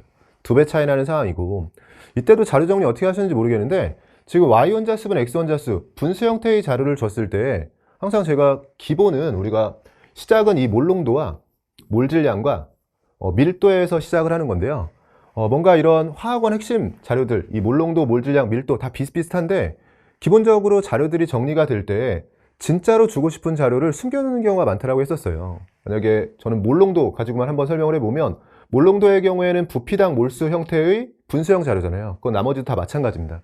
근데 우리가 항상 순진하게 문제를 푸는 게 아니라 몰롱도가 주어지는 상황에서 함께 주어지는 자료가 뭔지를 봐야 된다고 했죠. 몰롱도와 부피가 주어지면 빠르게 곱해서 몰수를 찾으란 얘기고요. 몰롱도와 몰수가 주어지면 몰수를 몰롱도로 나눠서 부피를 찾으란 얘기입니다. 그러니까 이런 분수 형태의 자료 값이 주어져 있을 때 분자가 주어진 건지 분모가 주어진 건지를 보면서 실제로 분수 형태의 자료를 준 것처럼 보이지만 진짜 주고 싶은 거는 얘에 하나를 더 주면서 남은 자료에 대해서 정리를 하는 경우가 많이 있는 거죠. 뭐 밀도를 줄 때도 밀도와 부피를 줬다? 진짜 주고 싶은 건 질량. 밀도가 부피당 질량이잖아요. 근데 이렇게 분수 형태의 자료가 주어지면 이것과 함께 주어지는 자료가 부피냐 질량이냐를 빨리 보면서 진짜 주고 싶은 자료가 뭔지를 파악해야 되거든요. 그래서 이런 곳에 버퍼링이 없어야 되는 거고, 지금 뭐 사실 17번도 그렇지만 오른쪽 18번도 그렇지만요. 오른쪽 19번에서도 곧 하겠지만 미리 보시려면 뭐 이런 단위 부피당 자료가 주어졌을 때 부피분의 양이온수잖아요. 단위 A당 B면 그 A가 분모로 들어가는 거죠. 부피분의 양이온수인데 지금 부피 자료가 주어졌으니까 빨리 곱해서 양이온수로 바꾸잖아요. 뭐 큰 틀에서는 이런 거랑 다 비슷한 거고요. 제가 화학원 핵심 자료라고 부르는 이 세 개가 다 마찬가지입니다. 그러니까 항상 주어지는 자료를 보면서 너무 순진하게 겉으로 드러난 자료만 보는 게 아니라 진짜 주고 싶은 게 뭐였을까 이런 생각을 하게 되는 거죠. 그래서 여기서도 Y원자수분의 X원자수라고 주어져 있고 뭐 정리하는 방식이 여러 개가 있겠지만 기본적으로 가장 효율적인 방식은 이 자료를 보면서 Y원자수와 X원자수가 어떤 상황인지를 보게 되는데 Y원자수가 1대1라는 게 나왔죠. 그럼 빨리 이 분수 형태의 자료를 그대로 쓰는 게 아니라 여기에 Y원자수를 곱해서 X원자수에 대한 자료로 바꾸라는 거예요. 여기에는 Y원자수가 1일 때 여기는 Y원자수가 2의 비율을 가지고 있으니까요. X원자수의 비율은 10대 22, 즉 5대 11이 됩니다. 그러면 우리한테 진짜 주고 싶은 건 이 X원자수에 대한 자료가 5대 11의 비율을 가지고 있다는 거고, 계속해서 비율이 나오고 있네요. 그럼 스케일 맞춰가면서 정리해 볼게요. 이것도 마찬가지인 게 X원자수가 5대 11인 건데 지금 양쪽에서 X원자수의 차이를 나타내는 건 온전히 아래쪽 기체 때문이에요. 위쪽 기체는 지금 분자수가 같기 때문에 당연히 X원자수도 같은 거고요. X원자수의 차이는 아래쪽에서 나온 겁니다. 근데 아래쪽에서 지금 분자수로 2 차이 나는데 이 스케일을 그대로 갖다 쓸게요. 어차피 A, B, C에 대해서는 비율 관계만 필요한 거니까요. 지금 5하고 11, 6 차이 나는 상황이죠. 그럼 X원자수가 6 차이 나도록 해주려면 분자수로 2 차이인데 X원자수가 6 차이 난다. 그러면 이 자리에 3을 써주면, 헷갈리니까 색깔이라도 바꿔볼까요? 이 자리에 3을 써주게 되면요. 아래쪽에서 X원자수가 3에서 9가 되면서 6 차이 나도록 잘 맞춰준 거죠. 그러니까 요 스케일에 맞춰서 여기를 지금 정리해 준 겁니다. X원자수가 6 차이 난다. 위쪽에선 절대로 차이가 없으니까 아래쪽에서 6 차이 나야 되네. 분자수 2 차이로 X원자수가 6 차이 나려면 분자당 X원자수가 3이어야지. 이런 식으로 정리해 준 거죠. 그럼 이 자리를 3으로 쓰면서 여기에 스케일을 맞춰준 거니까요. 이제 A도 구한 게 되는 게, 그럼 가쪽에서는 X원자수가 5여야 돼요. 지금 차이를 맞춰줬기 때문에 이 숫자를 그대로 쓰려고 차이를 맞춰준 거죠. 그러면 위아래를 보면서 X원자수가 5가 나오려면 여기가 2인 거고요. 좋은 점은 이런 식으로 차이를 맞춰가면서 정리할 때는 자료 정리하는 것 자체가 엄산이 됩니다. 여기를 2라고 쓰면서 여기를 2라고 쓰고 오른쪽에서 X원자수가 11이 나오는지를 검산해 주는 거죠. 2와 9를 더해서 11이 나오고 있으니까 이 X원자수의 비율을 잘 지켜가면서 자료 정리한 게 맞는 거죠. 그러면 A와 B의 비율 관계도 나왔죠. A가 2일 때 B가 3이라는 관계도 나온 거고, 마지막으로 원자량자를 찾기 위해서는 이제 C에 대한 자료도 찾아야 될 것 같은데요. 아직 안 쓰고 있는 전체 원자수의 비율을 봐야 되는 거죠. 전체 원자수의 비율이 17대 35라고 되어 있고 계속 똑같아요. 여기서 18 차이가 나는 겁니다. 이 전체 원자수 17과 35를 그대로 믿으면 써볼게요. 그러면 17과 35를 쓰면서 정리해보면 전체 원자수에 대해서 18 차이가 나야 되고 위쪽에선 원자수 차이는 안 났을 테니까요. 아래쪽에서 18 차이를 벌려야 돼요. 근데 아래쪽에서 18 차이를 벌리려면 분자로는 2 차이 나는데 원자로는 18 차이가 나야 되죠. 그럼 아래쪽 기체에 대해서 분자당 원자수가 9여야 됩니다. 아래쪽에 분자당 원자수가 9다. 우리는 여기선 전체 원자에 대한 거니까요. 분자당 원자수 자료만 찾아낸 거예요. 그러면 분자당 원자수를 9라고 해주면 여기 분자당 원자수가 9. 그럼 아래쪽도 여기 분자당 원자수가 9라고 했을 때 그럼 여기 원자수는 총 9에, 이거 헷갈리니까 색깔 바꿀게요. 17과 제가 35를 활용해서 문제를 풀고 싶었던 거고, 근데 이 차이를 18만큼 이 차이가 지금 18만큼 나는 상황이었고요. 18의 차이가 분자 2개로 벌린 거기 때문에 분자 2개로 18 차이를 하려면 분자당 원자수가 9여야 된다. 저는 빨간색으로는 분자당 원자수까지밖에 못 찾기 때문에 여기서 함부로 6이라고 쓰시면 안 돼요. 분자당 원자수가 9라는 걸 찾았고, 자료 정리하면서 검산. 분자당 원자수가 9라는 걸 찾은 상태에서 전체 원자수가 가쪽이 17이에요. 가쪽이 17이 나오려면 이 자리가 8인 거고요. 그럼 여기서 이제 정리가 되네요. 이 파란색과요. 분자당 원자수가 얘는 9고 얘가 8이어야 됩니다. 물론 여기서 자료 정리하면 또 검산이 돼요. 8과 27을 더해서 지금 35가 되는 거죠. 이런 것들이 검산이고요. 이제 C를 찾기 위해서 이 둘을 비교하면 분자당 원자수를 제가 표시한 건데 9고 얘는 8이죠. 근데 분자당 원자수를 비교하려고 보니까 Y에선 차이가 안 나고 X에서 분자당 원자수 차이가 나는데 지금 1 차이 나죠. 근데 여기도 1 차이 나니까 앞에서 그냥 9라고 했을 때 6이라고 썼어도 되는 상황이긴 했네요. 사실 6이라고 쓴 상태에서 이 조건을 만족하는지를 검산으로 써도 되긴 하는데 정석대로라면 지금 이런 순서로 하는 게 맞습니다. 전체 원자수를 통해서는 분자당 원자수 자료를 알게 되고, 근데 분자당 원자수 자료 스케일과 내가 앞쪽에 썼던 X원자에 대해서 2, 3이라고 썼던 스케일을 또 맞춰가는 과정이 필요한 거죠. 지금은 9하고 8, 1 차이를 Y에선 차이가 없으니까 X에서 차이를 맞춰야 되는데 1 차이에 1 차이인 거니까 저절로 맞는 상황이 돼서 앞에서 그냥 9를 쓴 사람도 걸러내기가 좀 어려웠네요. 이거는 출제하신 분이 너무 숫자를 잘 들어맞게 줘서 좀 연습하기에는 그냥 저절로 맞는 경우가 너무 많아서요. 연습하기에는 좀 좋지 않은 문제였네요. 일단 답을 내보고 여러분, 그럼 제가 숫자를 조금 바꿔가지고 이 문제를 어떻게 연습하는 게 좋을지는 알려드리도록 할게요. 그러니까 4페이지에 대해서는 아까 17번도 좀 연습해 보시면 좋을 것 같은데 18번도 문제 상황을 지금 이렇게 풀이하는 거 말고 좀 다른 방식으로 숫자 바꿔서 연습하는 것도 다시 한번 언급하도록 하겠습니다. 일단 X의 원자량과 Y의 원자량에 대해서 정리해 볼게요. 5하고 7을 그대로 분자량이라고 쓰면 되겠죠. 같은 몰수에 들어있는 5하고 7을 그대로 분자량이라고 써주면 둘의 차이는 X 하나 차이인데 2 차이 나니까요. X의 원자량을 2라고 쓸 수 있는 거고요. X의 원자량이 2인 상태에서 2 대입해주면 Y 6개로 2를 커버해야 되니까 Y의 원자량은 6분의 1로 쓸 수 있고, Y하고 X에 대해서는 원자량이 12배 차이 나는 거죠. 탄소와 수소가 생각나는 상황이네요. 이 자리는 그러면 12배 차이인 거니까 12가 들어가고요. 3과 10이 약분해주면 4가 되고 4에 2를 곱해서 8로 정리가 되는 거죠. 보기들 중에서는 답 5번으로 내주시면 됩니다. 그래서 이 문제는 답이 5번으로 나온 상황이긴 한데 스케일을 맞춰가는 과정, 이 상대값들을 주어졌을 때 그 비율 관계를 내가 스케일을 맞춰가면서 자료 정리하는 과정을 이 문제로 연습할 수 있도록 처음으로 다시 돌아가서요. 제가 처음에 Y원자수분의 X원자수에 대해서 이 자료가 주어졌을 때 처음에 여기까지는 똑같이 했겠죠. 1대 3으로 쓰고 1대 2라고 쓰면 2차이가 나야 되는데 1, 2라고 쓰는 순간 1차이밖에 안 나니까 전체 분자수를 2, 4라고 쓰면서 그럼 여기가 1이면 되는데 이게 맞다라고 해서 분자수까지는 맞췄다고 하고요. 이건 뭐 다른 방식으로 맞추지 않겠죠. 근데 Y원자수를 살펴보니까 분자당 Y원자수가 똑같아서 오른쪽이 Y원자수가 2배라는 걸 찾았어요. 그러면 분수를 없애면서 X원자수에 대한 자료를 얻기 위해서 얘는 1 곱하고 얘는 2 곱한 상태에서 10대 22가 나왔는데 그 10과 22를 그대로 썼다고 해볼게요. 그러니까 X원자수를 10과 20이라고 쓰면서 가와 다해서요. 이걸 약분하지 않은 상태에서 자료 정리했다. 그러면 상황이 조금 달라질 수 있거든요. 이 자료 정리하는 과정이.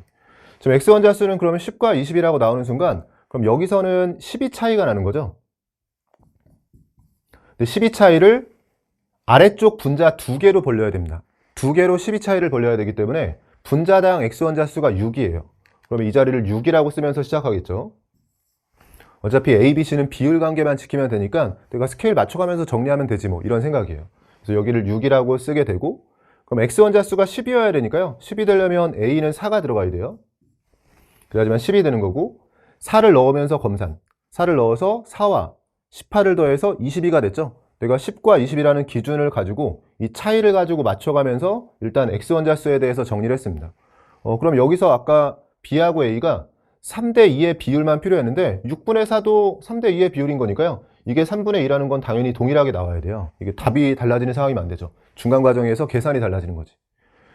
원자량을 찾기 위해선 C를 찾아야 되는데요. C를 찾기 위해선 전체 원자수를 보게 되는데 이번에 17과 35를 또 그대로 믿고 해볼게요. 17과 35를 보면서 여기서 차이가 몇인가를 봤더니 18 차이가 났죠. 그럼 여기서 18 차이가 났다. 그럼 아까랑 비슷하게 전체 원자 수가 18 차이가 나야 되는데 이건 아래쪽 분자를 통해서 18 차이가 나는 거예요. 아래쪽 분자를 통해서 18 차이가 나야 된다. 근데 분자는 2개 차이 나죠. 근데 원자로 18 차이 나려면 분자당 원자 수가 이 스케일을 그대로 쓰려면 9라고 해야 됩니다. 여기서 9. 근데 아까처럼 그럼 여기 3 이러면 틀리는 거예요. 그래서 제가 아까 이 9라고 쓸 때 전체 원자 수 자료를 통해서는 지금 분자 수 차이를 통해서 분자당 원자 수 자료밖에 못 구한다고 했던 겁니다. 이 자리를 9라고 찾은 거고 여기를 9라고 찾게 되는 거고, 그럼 자료 정리를 해보면 왼쪽에서 전체 원자 수가 17이 나와야 되니까요. 얘가 9라고 쓰는 순간 얘는 8로 써야 됩니다. 그래야 17이 나오는 거고, 검산하려면 여기도 분자당 원자 수를 8이라고 쓰면서 8과 27을 더해서 35가 되는 걸 확인해 주면 되겠죠. 그럼 분자당 원자 수가 나는 이제 9대 8이라는 걸 이 차이를 통해서 맞춰놨는데 9대 8이라고 쓰고 나서 보니까 지금 y에선 차이가 안 나죠. 그럼 분자당 원자 수는 x 때문에 차이가 나는 건데 이 파란색으로는 2 차이 나는데 이렇게 썼을 땐 분자당 원자 수가 2 차이죠. 뭐야, 여기는 지금 분자당 원자 수가 8과 9로 1 차이 나네. 그러면 차이를 맞춰줘야죠. 얘도 2 차이 나도록 여기서 바꾸는 거예요. 이걸 바꿔 써야 되는구나. 2배에서 분자당 원자 수를 여기는 18로 써주는 거고요. 여기는 16으로 써주게 되면 분자당 원자 수가 18이 되기 위해서 여기 12가 들어가고 여기 12가 들어가면 16을 맞추면서 이런 식으로 검산이 되고 C도 찾게 되는 겁니다. 그러면 A, B, C에 대해서 찾게 됐고 여기서 이제 분자량을 보면서요. 둘을 비교해보면 같은 몰수에 들어있는 질량이 5와 7인 거니까 5와 7을 그대로 분자량이라고 쓰면 X 두 개로 2 차이 나죠?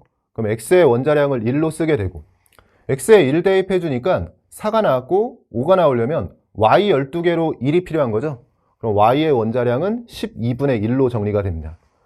중간 과정에서의 계산은 달랐지만 결과는 다시 똑같아요. X의 원자량과 Y 원자량의 비율은 지금 Y에 비해서 X가 12배인 거죠? 12가 들어가면서 자료 정리해주면 8로 정리가 되는 상황입니다. 이런 게 중간에 그냥 이 문제는 워낙에 계산이 좀 깔끔하게 떨어지도록 줬기 때문에 그냥 이거 아닌가 이거 아닌가 하면서 중간에 그냥 대입하신 분들도 저절로 맞는 것들이 있었을 텐데요. 원래 어떤 부분에서 내가 신경을 써야 되고 실제 주어진 자료가 어떤 상대값들을 준 건지 이걸 잘 파악을 했어야 돼요. 즉 Y 원자수를 없애면서 X 원자수에 대한 상대값을 줬을 때는 X 원자수에 대한 스케일만 맞춘 거고 전체 원자수는 분자수는 있으니까 분자당 원자수에 대한 스케일을 맞춘 거고요. 마지막에 이 두 자료도 정리해주는 과정이 필요한데 이런 과정 없이 그냥 저절로 문제 풀이가 모순 없이 되니까요. 그냥 답을 내신 분들도 있을 것 같아요. 물론 실전에서는 그냥 이게 아닌가 해서 모순 없이 답이 나오면 그냥 넘어가도 되는데요. 다시 복습을 할 때는 조금 더 확실하게 풀어보는 게 좋겠죠. 17번도 그렇지만 18번도 지금 두 가지 방식으로 설명을 드렸는데 같이 연습해 보시면 좋을 것 같습니다. 오른쪽 19번 문제 보시면 중화반응 문제네요. HCl과 NaOH, XOH2의 부피를 달리해서 혼합했다라고 되어 있는데 농도는 다 미지수로 주어졌으니까 큰 의미가 없죠. 우리가 양적 관계에서 계수를 보듯이 중화반응에선 농도를 보는 거고요. 계수도 2 이상 주어져야지 의미가 있는 것처럼 농도도 2 이상 주어져야지만 의미가 있는 거예요. 모두 이온화 조건이 주어져 있고 혼합용액에 대해서 단위 부피당 양이온수 모형이 주어져 있네요. 앞에서 언급했듯이 단위 A당 B라는 게 결국 부피당 양이온수를 준 거예요. 그러면 부피당 양이온수 이렇게 분수 형태의 자료를 줬을 때 우리의 머릿속 생각은 이어지는 자료가 양이온수에 대한 자료냐 부피에 대한 자료냐, 보통은 이게 결국 몰농도 자료이기 때문에요. 몰농도가 주어졌을 때 우리가 부피가 명확하면 빠르게 몰농도와 부피를 곱해서 몰수에 대한 자료로 바꾸고 부피가 명확하지 않으면 몰수를 몰농도로 나눠서 최종적으로 부피에 대한 자료로 바꿔가잖아요. 이 자료도 보면서 단위 부피당 양이온수인 거니까요. 전체 양이온수를 준 게 아니라 같은 부피에 들어있는 양이온수 또는 부피당 양이온수를 준 거고 진짜 양이온수에 대한 정보로 바꾸려면 부피를 곱해줘야 됩니다. 다행히 지금 부피가 명확하네요. 40ml 상황이고 여긴 80ml 상황이었기 때문에 부피가 2배인 거죠. 즉 여기 기준으로 이 모형을 기준으로 2배 해야지만 실제 양이온수, 우리가 원하는 건 부피를 없애면서 이 양이온수에 대한 자료가 필요한데 양이온수는 여기는 그대로 두고 여기를 2배 해줘야 돼요. 또는 여기 1 곱하고 여기는 2 곱해서 정리해야지만 진짜 양이온수에 대한 자료가 나오게 됩니다. 왼쪽과 오른쪽 상황에 대해서 비교해보면 지금 동그라미는 같이 들어갔고요. 세모, 네모가 있는데 지금 자료를 보니까 가에서는 양이온이라고 부를 만한 게 지금 Na 플러스, 원래 X2 플러스, 그리고 여기를 그냥 이온표처럼 써볼까요? 양이온에 대한 후보군이 H 플러스까지 3개 있는 거고요. 음이온은 Cl-와 OH-가 있는 상황이에요. 근데 양이온이 두 종류인 걸로 봐서 Na 플러스하고 H 플러스가 존재하는 상황이고 Na 플러스와 H 플러스가 1대1로 있었다. 근데 오른쪽으로 오면서 동그라미는 유지가 되지만 세모가 없어졌죠. 근데 세모는 지금 NA 플러스는 구경꾼으로 당연히 나에도 있어야 되는데, 그럼 나에서 유지가 되는 이 동그라미가 NA 플러스에 대한 거고요. 없어지는 건 알자 이온은 없어질 수 있으니까 세모가 H 플러스에 대한 거네요. 그래서 얘가 NA 플러스에 대한 거고, 그러면 이 양이온은 새롭게 등장한 애, 지금 X2 플러스겠죠? X2 플러스에 대한 겁니다. 개수의 경우에는 정리해 보면 지금 여기에 있는 걸 그대로 써볼게요. 3개씩 있는 상황에서 3과 3으로 쓰면 앞에서 정리했듯이 여기는 둘이 같은 부피엔 이렇게 들어있다는 거지만 오른쪽이 부피가 2배잖아요. 2배에서 써야 되니까 2개가 아니라 4개가 있는 상황이고, 얘도 2개가 아니라 4개가 있는 상황으로 정리해 줘야 됩니다. 위쪽에 자료 정리를 좀 해보면요. Na 플러스가 3개일 때 H 플러스도 3개인 상황, 양전하가 6인 거니까 음전하 6으로 들어가면서 OH 마이너스 존재하지 않는 상황으로 정리해주면 되고요. Na 플러스 4개, X2 플러스 4개인 거죠.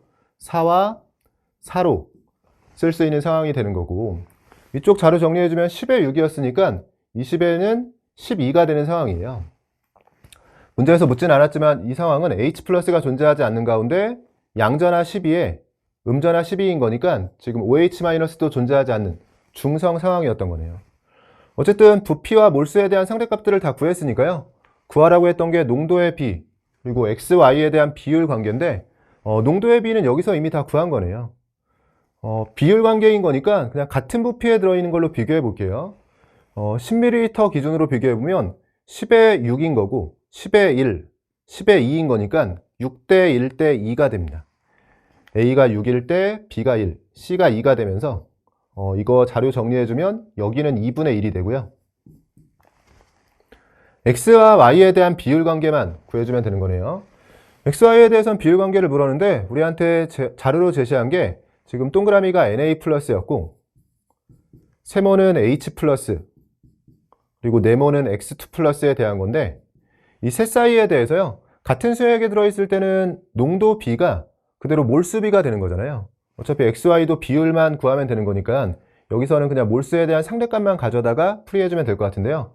Na 플러스 기준으로 하나 들어있는 상황, H 플러스 기준으로 2개 들어있는 상황, X2 플러스를 기준으로는 3개 들어있는 상황, 물론 정확히는 비율 관계지만 어차피 XY도 정확한 값이 필요한 게 아니라 비율 관계만 필요한 거니까요. 그대로 대입해 볼게요. Na 플러스 경우에는 하나 들어있는 상황으로, H 플러스는 2, X2 플러스는 3만큼 들어있는 상황으로 정리해주면 40에 4였으니까 1이 되기 위해서는 이 자리 10으로 정리가 되고요. 20에 4였으니까 마찬가지로 이 자리는 3이 되기 위해선 15로 정리가 되는 거고, 양전하의 총합을 통해서 이 자리도 찾아볼게요. 양전하 1과 6과 2를 더하는 거죠. 1과 6과 2를 더해주면 양전하의 총합이 9고요.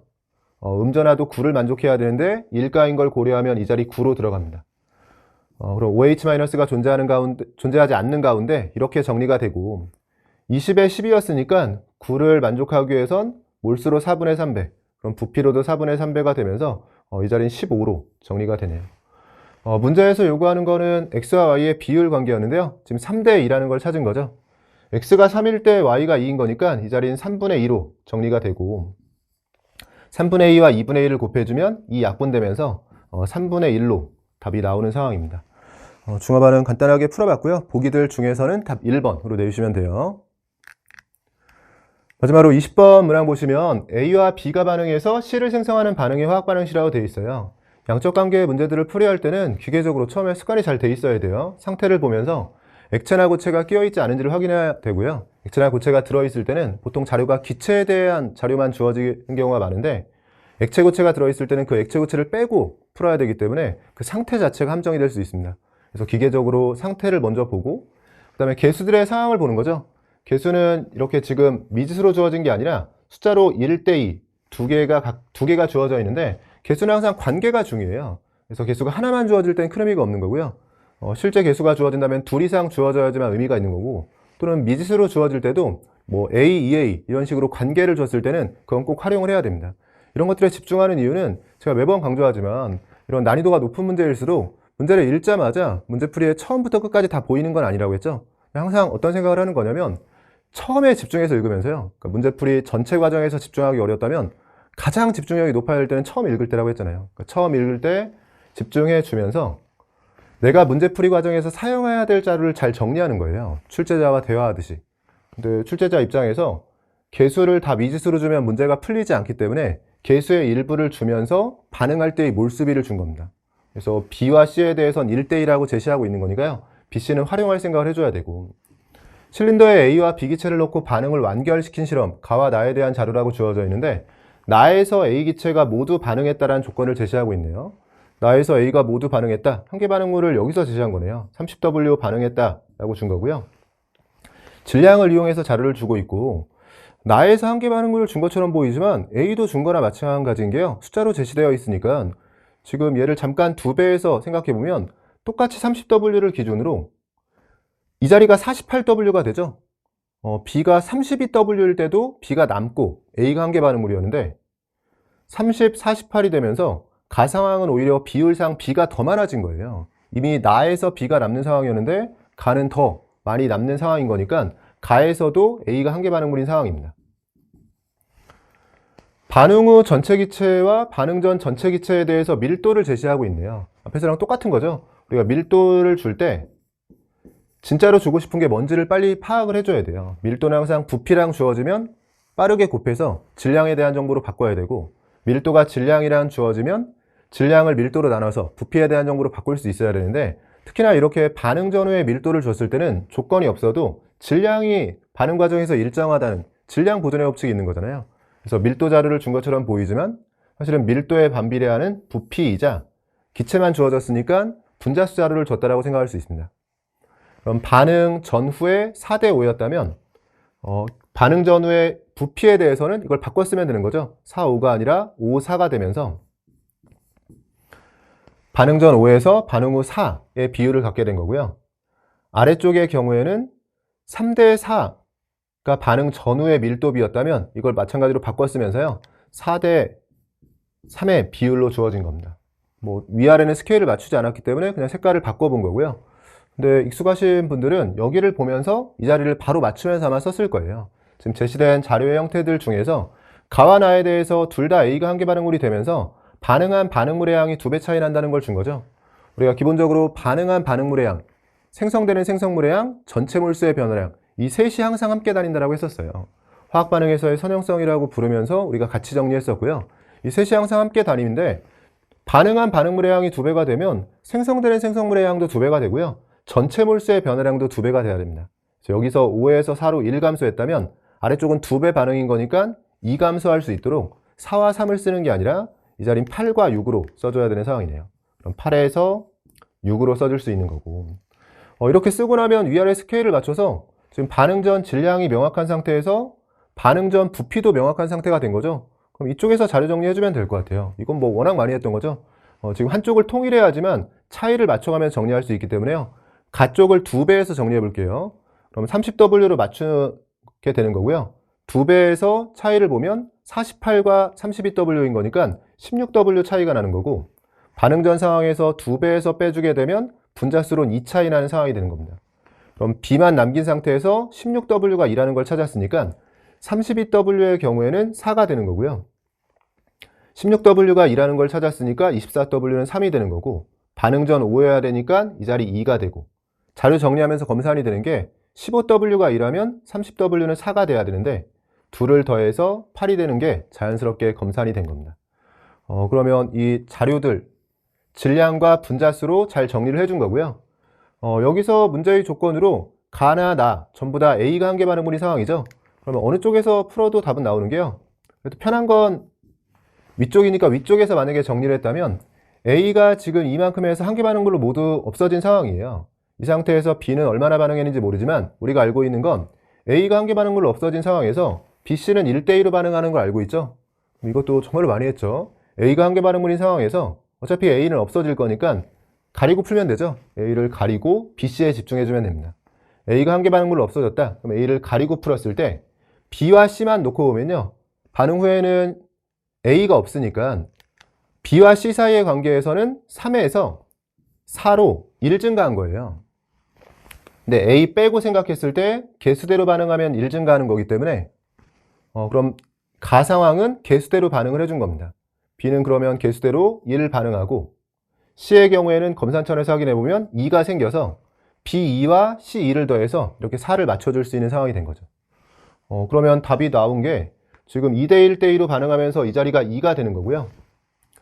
질량 B도 나온 거죠. 3에서 1 반응하면 질량으로도 3분의 1에 해당하는 8W 반응해 준 거고요. 질량 보존에 의해서 C는 그러면 23W 생성이 되는 상황입니다. 문제에서 요구하는 건 A, 개수는 2라고 찾았고요. BC의 분자량 B인 건데 B와 C에 대해서는 같은 몰수에 들어가는 질량을 찾으면 되겠죠. 똑같이 2로 맞출게요. 2일 때 16W, 2일 때 23W인 거니까요. 16대 23.